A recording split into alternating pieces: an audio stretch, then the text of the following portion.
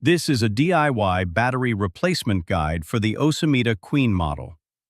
Ocemida devices are easy to open. Start by removing the rubber base. It's held in place with double-sided tape. Use a small screwdriver through the holes to remove the 4 screws. Next is the key step, separating the 2 halves. Hold the upper section with the Ocemida logo in your right hand. With your left hand, gently lift the bottom section. This keeps the button and plastic ring in place with the electronics and makes separation easy.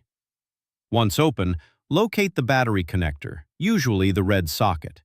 To be sure, follow the wires connected to the battery. Gently pinch the connector to unplug it while supporting the battery and electronics with your other hand. Insert the new battery the same way. The connector is one way only, so it can't be installed incorrectly. Reconnect the wires, reassemble the unit, and you're done.